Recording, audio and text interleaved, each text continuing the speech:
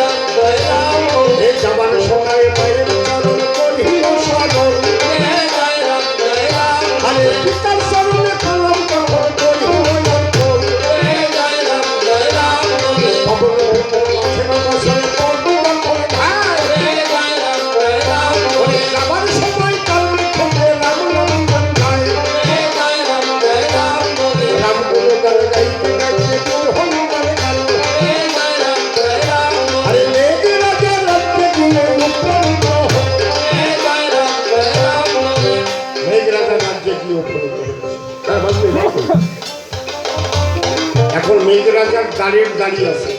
রাজাদের দারোয়ান থাকে না বাবু? দারোয়ান হনুমানকে দিকে বলছে, কে? হনু বলে, আমি এসেছি পবনের মন্ডল। হনু বলে, আমি এসেছি পবনের মন্ডল। আমাকে পাঠিয়েছে রামরাজীবন।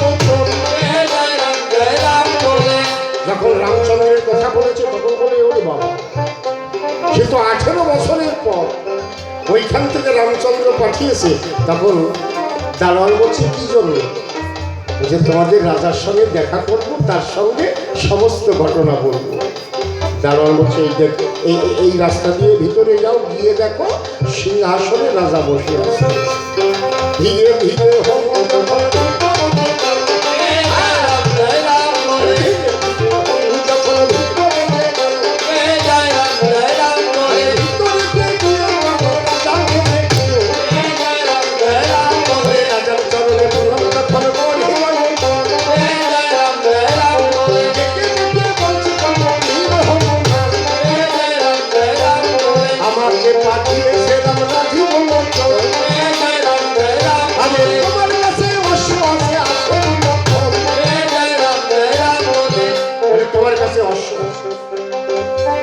অশ্বটা নিতে পাঠিয়েছে।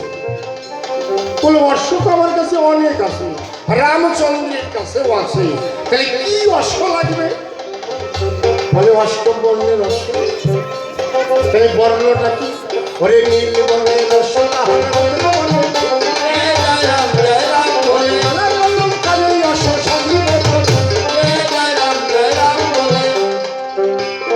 নানা অলঙ্কারের অশ্ব সাজিয়ে প্রচুর, হরিদ্রা বর্ণ গাত্র, ধূসর বর্ণ কেশ, পীতম বর্ণ বক্ষ।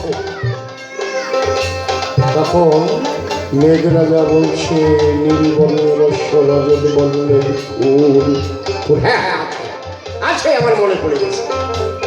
তাড়াতাড়ি অশ্ব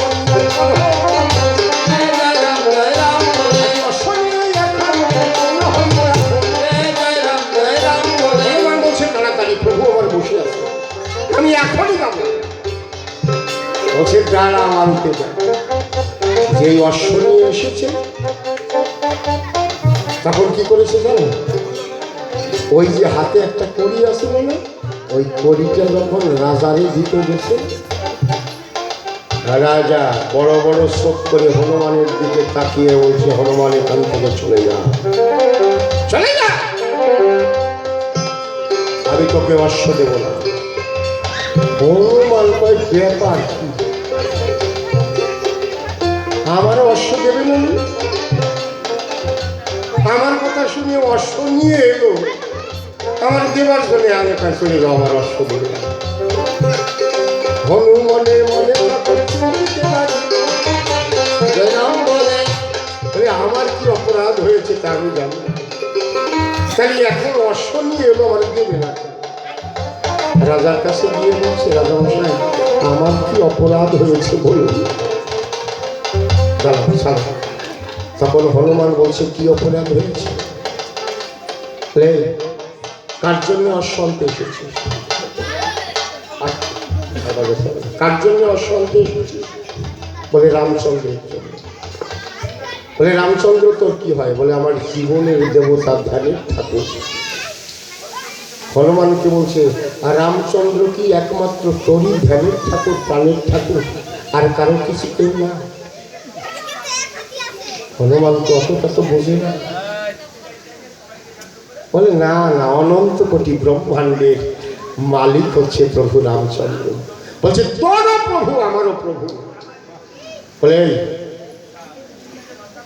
তোর যখন প্রভু আমারও তো প্রভু, তার জন্য আমি একটা অশ্ব দেব, আমি তার জন্য করি নেব? এই হনুমান, করি দিয়ে তুই আমারও অপমান করবি কেন?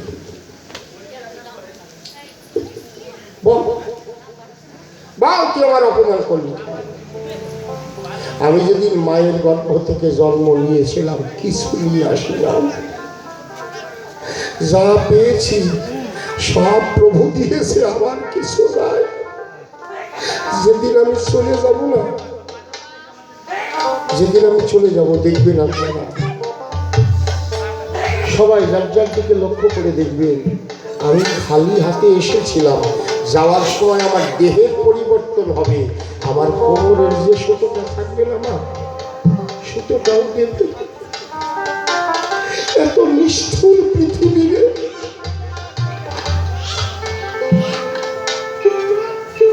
তাই বলছে মেঘরাজা বলছে, শোন, আমাকে জাগতিক জগতের করি আমি তোর কাছে চাই না, এটা পার্থিব ধন আমি চাই না, অপার্থিব ধন যদি থাকে আমাকে দে।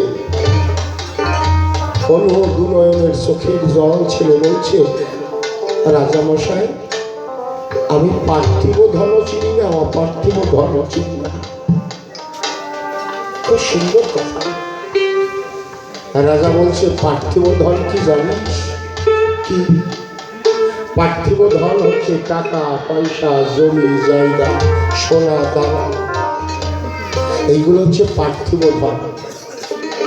আর অপার্থিব ধন, হনুমান বলছে অপার্থিব ধনটা কি? বল এই ধনটার কথা আমি বলতে পারবো, কিন্তু সন্ধান কিভাবে আনতে হয় তাও আমি জানি না। বলে এটা কোথায় আছে? বলে এটা আছে সাধুগুরু বৈষ্ণবের চরণের ধুলিতে। এই সাধুগুরু বৈষ্ণব যদি করুণা করে, অপার্থিব ধন এই জগতে সকল পেতে পারে। তাই আমাকে তুই অপার্থিব ধন দে, আমি আর কিছু চাই না। তখন বলছে অপার্থিব ধন, অপার্থিব ধন আমার কাছে তো না, আমি তো বনের মর্কট, আমি শুধু রাম রাম রাম নাম ছাড়া আমার আর কিছু নেই। দুটো ভক্ত একে অপরকে জড়িয়ে ধরে আলিঙ্গন দিয়ে কাঁদছে। অত বড় রাজা হনুমানের চরণের পরে প্রণাম করে বলছে, হনুরে তোর মতো অত বড় ভক্ত আর নাই, তোর চরণের ধুলি আমার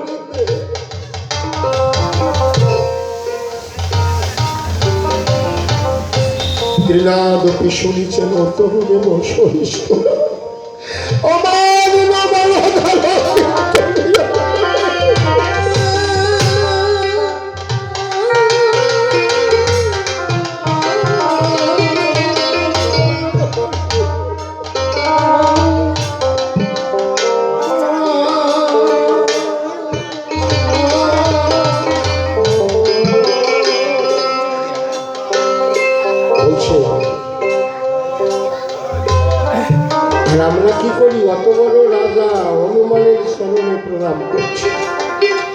আমরা দুটো পয়সার মালিক হলে, যারা শ্রমজীবী জমিতে কিষান দেয়, আমার চাইতে বয়সে বড় হলে আমরা তুই তো কারি করি না।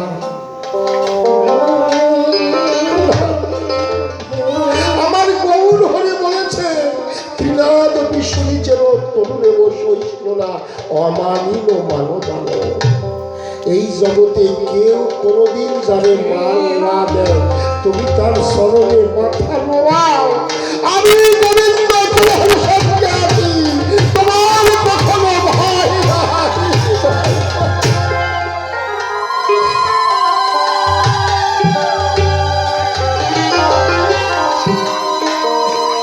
তখন দুটো চোখের জল ছেড়ে দিয়ে বলছে, খুব সুন্দর কথা বলেছে, তোর মতো বড় ভাগ্যবান ভক্ত এই জগতে কয়জন আছে? বলো রে, জানিস আমি ডাকি,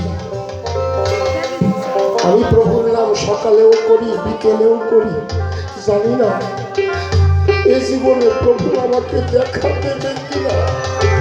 18 বছর পর অতিক্রম করে আমি যেতেও পারবো না। যদি প্রভু আমাকে করুণা করে দেখা দেয়।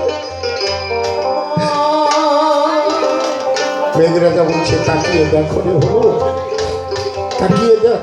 আমার না দেখতে দেখতে বেলা ডুবে গেল, দেখতে দেখতে বেলা ডুবে গেল, বেলা দিন গেল গেল, বেলা কাল গেল, কার নৌকায় উঠে পড়ে ভাবি।